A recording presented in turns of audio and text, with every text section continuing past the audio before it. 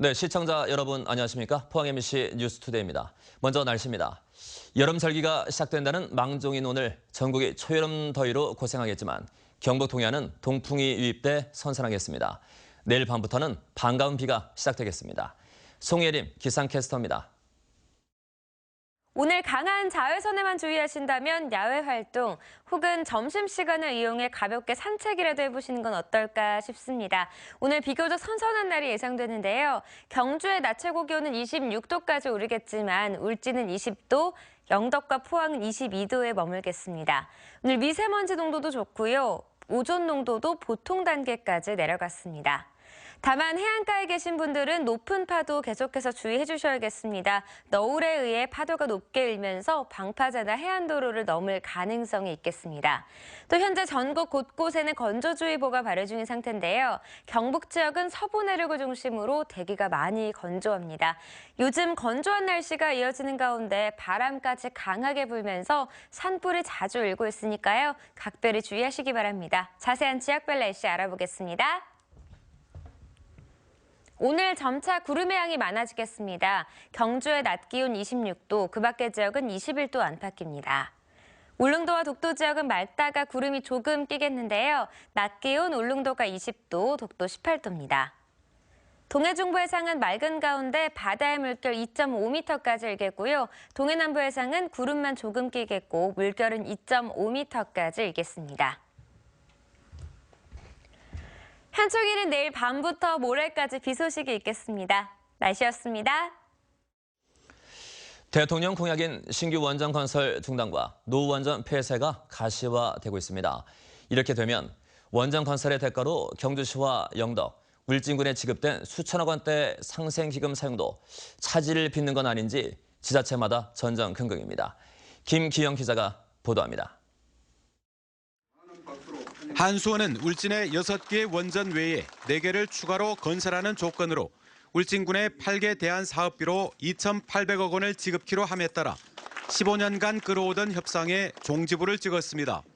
그런데 최근 한수원이 신한울 3, 4호기의 시공 설계 용역을 중단하면서 원전 건설도 중단되는 것 아니냐는 추측이 무성합니다. 이렇게 될 경우 대안 사업비의 절반을 회수해 가는 건 아닌지 울진군은 말 못할 고민에 빠졌습니다. 그리고 이번에 신울진 3, 4호기가 중단된다면은 이거는 정부 정책 변화이기 때문에 울진에 지속적으로 이 선결 조항에 대해서는 집행하는 것이 맞다고 봅니다. 경주시도 사정은 비슷합니다. 월성 1호기 수명 연장을 대가로 받은 지역발전 상생협력기금 1,310억 원 중에 절반 정도 집행했는데 나머지 기금은 제대로 써도 될지 경주시로서는 신경이 쓰입니다. 월성 1호기 폐쇄와는 무관하게 기존의 합의사항은 이행이 돼야 되죠. 이 돈이 주민들한테 지급이 안 된다라면은 원전 정책 전반에 대한 신뢰가 무너지는 것입니다. 영덕군은 더 큰 걱정에 빠졌습니다. 자율유치 지원금 380억 원을 받아놓고 군의회의 반대로 한 푼도 쓰지 못한 걸 후회하고 있습니다. 시작 단계라 원전 백지화가 상대적으로 쉽고 가동 중인 원전이 없어 사업자가 눈치 볼 것이 없기 때문입니다. 이런 결정을 내려질 경우에 저희 군에서는 군의회라든지 주민들과의 어떤 공감대를 형성해서 앞으로 사용을 하도록. 산자부와 한수원은 코앞에 닥친 원전 감축에 몰두할 뿐 지원금에 대해 입장 표명이 없어서 지방정부의 냉가슴은 오히려 깊어지고 있습니다. MBC 뉴스 김기영입니다. 경북에서 지난 1일 우박으로 인해 농작물 피해 면적이 6,600여 헥타르로 잠정 집계됐습니다. 지역별 피해 면적은 봉화 3,300여 헥타르 등 영주와 문경, 영양의 피해가 컸고 경주 93, 포항 62 헥타르로 뒤를 이었습니다. 경상북도는 피해 조사를 바탕으로 복구비에 해당하는 헥타르당 22만 원에서 63만 원의 농약 비용을 정부에 신청할 방침 외에 실질적인 지원책을 내놓지는 않았습니다. 쌀값 폭락이 장기화되고 있는 가운데 농협이 쌀 생산량 조절과 수입 조사료 대체 효과를 위해 사료용 벼 재배에 나섰습니다. 이에 따라 올해 경북 고령 지역구와 전남 강진 등에 사료용 벼 30헥타르를 조성키로 하고 최근 파종 시연회를 가졌습니다. 사료용 벼는 기존의 농구와 농기계를 활용해 재배할 수 있고 밥쌀용 쌀로 전환할 수 있는 장점이 있는데 쌀 과잉 생산을 겪었던 일본은 지난 2008년부터 사료용 쌀 재배로 눈을 돌려 성과를 거두고 있습니다. 새마을운동의 발상지로 알려진 경상북도가 그동안 중점 추진해오던 관련 사업 상당수를 어떻게 할지 방향을 잡지 못하고 있습니다. 우선 새마을운동 관련 사업들은 대폭 축소되거나 없어질 것으로 보입니다. 한태영 기자가 보도합니다. 경상북도의 올해 새마을운동 공적개발 원조인 ODA 사업 예산은 67억 8천만 원입니다. 박근혜 정부 초기에 비해 3배 가까이 느는 등 해외 원조를 시작한 2011년 이래 해마다 늘었습니다. 후진국들의 지원 요청도 갈수록 늘고 있지만 국내 사정은 다릅니다. 연례 행사였던 글로벌 새마을 포럼도 올해는 열지 않고 대학생 해외 봉사활동도 예산이 줄었습니다. 경운대가 위탁 운영해온 새마을 아카데미도 해지됐습니다. 박정희 전 대통령 탄생기념 사업 등 전 정부가 추진해온 국내 사업 역시 영향을 받고 있습니다. 내년은 더 어려울 것으로 보입니다. 코이카와 함께하는 새마을 리더 해외 봉사단 사업 등 모든 것이 불투명한 상황입니다. 현 정부에서 예산 사업 자체를 안 할지 이름을 바꿔가 지원할지 아직도 그걸 결정 못하고 있는 상태죠.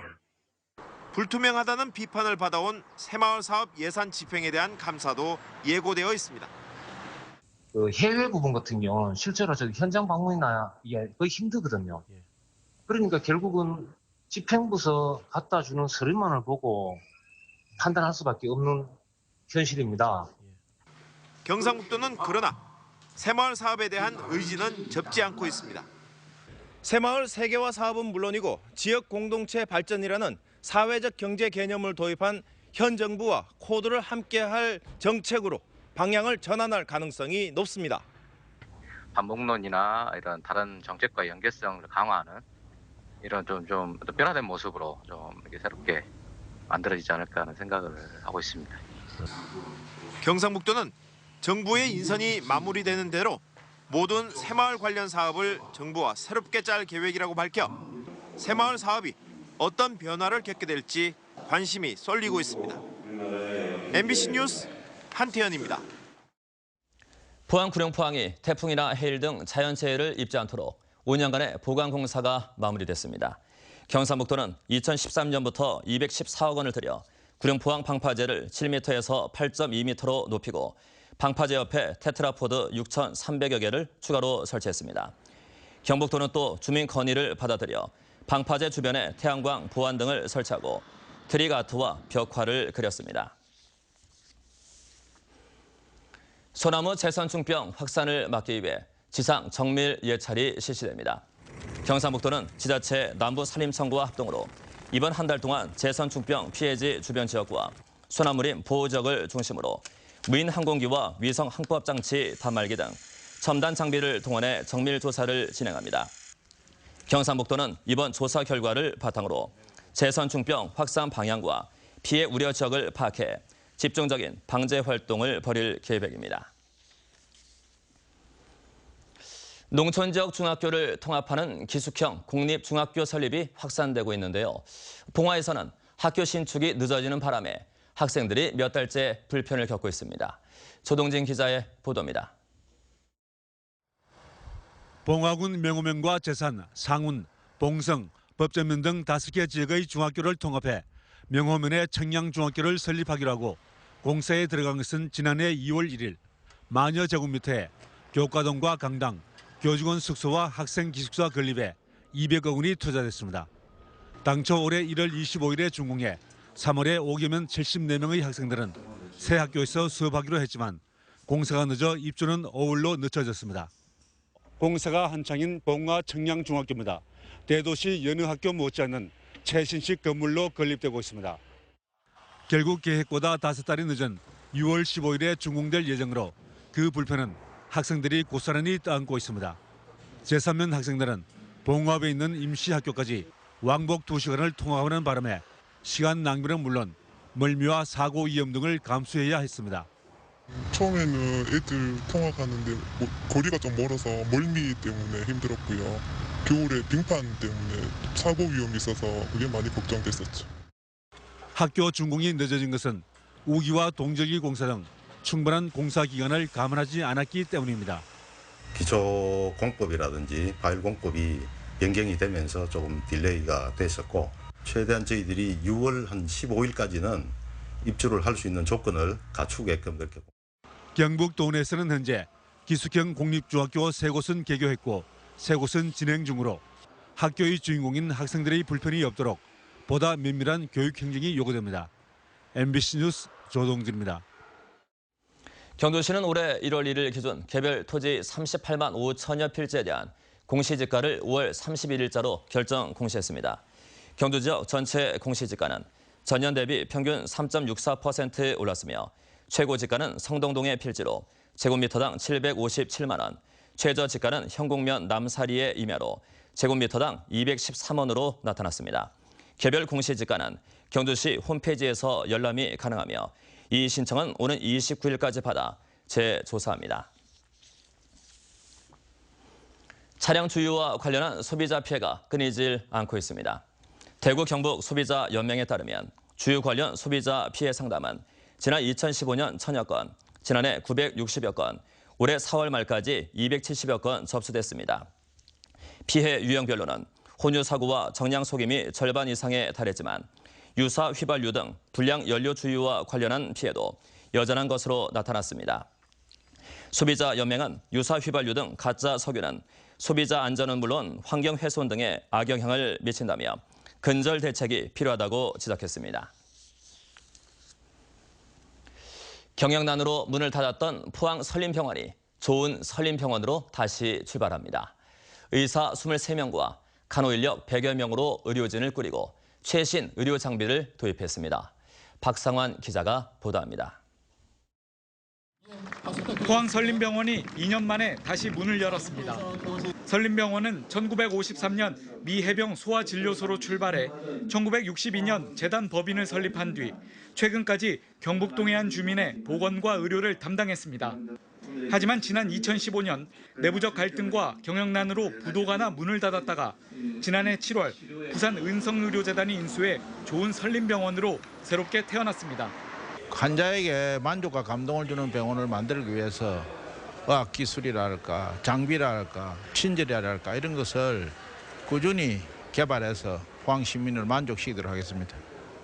은성의료재단은 부산과 울산, 밀양, 포항에 5개의 종합병원과 6개의 요양병원을 운영하는 민간 의료재단입니다.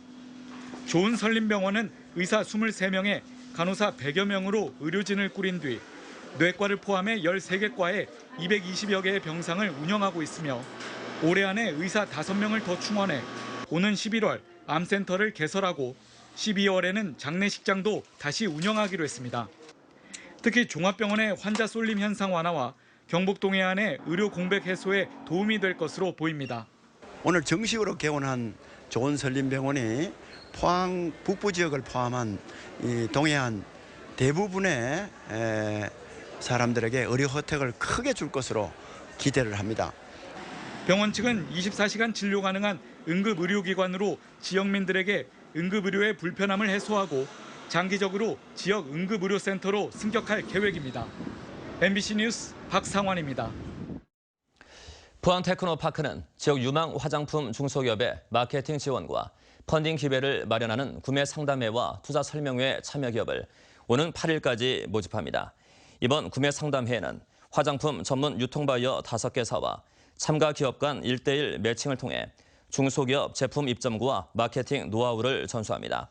투자 설명회에는 벤처 캐피탈 회사가 참여해 중소기업의 금융기관 투자 설명회를 제공해 제품의 사업성을 검증하고 투자 유치 전략 등을 모색할 예정입니다. 대구 경북지방 중소기업청은 개방형 혁신 생태계 조성을 위해 기술 전문 기업을 오는 8일까지 추가로 모집합니다. 기술 전문 기업은 설계와 같은 기술 분야의 서비스를 중소기업에게 전문적으로 제공하는 업체 중에서 선정됩니다. 기술 전문 기업이 되면 약 1조 원 규모의 중소기업청 R&D 사업에 위탁 연구기관으로 참여가 가능하고 간접비 지원 비율 확대 등의 혜택을 받게 됩니다. 포항에서는 매년 6월 포항항 개항을 기념해 포항 시민의 날 행사가 열리는데요. 올해는 특별히 시민이 참여한 성대한 합창축제로 치러질 예정입니다. 김수민 아나운서가 전해드립니다. 난생 처음 합창 무대를 앞둔 죽도동 주민들로 구성된 청춘 합창단입니다. 화음 넣으랴 율동 챙기느랴 바쁘지만 얼굴엔 미소가 떠나지 않습니다. 처음 이래 하니까 너무 떨리기도 하고 좋기도 하고 무예가 이래 하니까 너무 좋아요. 예, 우리 시민을 위해서 저희들도 확실히. 합창 페스티벌에 참여하는 합창단은 동네 주민이나 봉사단체 등 18개 팀으로 이뤄졌습니다. 800명이 넘는 시민이 참여하며 전문 지휘자와 연주자가 파견돼 지난 2달간 연습을 했습니다. 이들 시민합창단이 지역의 전문 합창단과 한 무대에서는 천인 대합창은 시민의 날 행사의 절정이 될 전망입니다. 2부에 기획되어 있는 천인 대합창은 아마 전국 최초일 것 같고요. 큰 장관을 이룰 것 같습니다. 기대해 주십시오. 이 밖에 이번 주에는 미국 세인트 올라프 합창단 경주 연주를 만날 수 있고 2017 경주 세계피리축제가 경주 예술의 전당에서 열리며 포항시립미술관에서는 어린이를 위한 미술관 리틀 탐험가 프로그램이 진행됩니다. MBC 뉴스 김수민입니다. 포항 스틸러스가 스웨덴 출신의 수비수 마쿠스 닐손과 계약 해지를 공식 발표했습니다. 포항은 부상으로 이번 시즌 더 이상 출전이 불가능한 마쿠스 닐손과 계약 해지에 합의했다며 마쿠스가 빠른 치유로 복귀 후 더 좋은 모습을 보이기를 기원한다고 밝혔습니다. 마쿠스는 스웨덴 국가대표팀에서도 활약해 입단 당시 많은 기대를 모았지만 결국 부상으로 한 경기도 출전하지 못했습니다. 고속도로 졸음쉼터가 더 안전하고 편리하게 바뀝니다. 국토교통부는 관리 지침을 제정해 2020년까지 졸음쉼터 진출입로 길이를 휴게소 수준으로 늘려 불편을 개선하고 사고를 예방하겠다고 밝혔습니다. 또 최소한 25km마다 졸음쉼터를 설치해 일정하지 않던 간격을 조정하고 주차면도 확대할 계획입니다. 2012년부터 지난해까지 진출입로 길이가 짧아 발생한 졸음쉼터 사고는 33건으로 사망자도 4명 발생했습니다.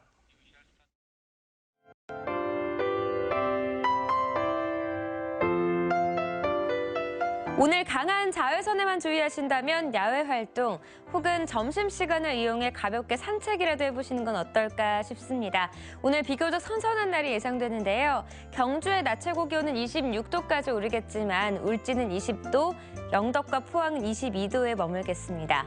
오늘 미세먼지 농도도 좋고요. 오존 농도도 보통 단계까지 내려갔습니다. 다만 해안가에 계신 분들은 높은 파도 계속해서 주의해 주셔야겠습니다. 너울에 의해 파도가 높게 일면서 방파제나 해안도로를 넘을 가능성이 있겠습니다. 또 현재 전국 곳곳에는 건조주의보가 발효 중인 상태인데요. 경북 지역은 서부 내륙을 중심으로 대기가 많이 건조합니다. 요즘 건조한 날씨가 이어지는 가운데 바람까지 강하게 불면서 산불이 자주 일고 있으니까요. 각별히 주의하시기 바랍니다. 자세한 지역별 날씨 알아보겠습니다. 오늘 점차 구름의 양이 많아지겠습니다. 경주의 낮 기온 26도, 그 밖의 지역은 21도 안팎입니다. 울릉도와 독도 지역은 맑다가 구름이 조금 끼겠는데요. 낮 기온 울릉도가 20도, 독도 18도입니다. 동해중부 해상은 맑은 가운데 바다의 물결 2.5m까지 일겠고요. 동해남부 해상은 구름만 조금 끼겠고 물결은 2.5m까지 일겠습니다. 한쪽에는 내일 밤부터 모레까지 비 소식이 있겠습니다. 날씨였습니다. 네, 이상으로 포항 MBC 뉴스투데이 모두 마치겠습니다. 여러분 감사합니다.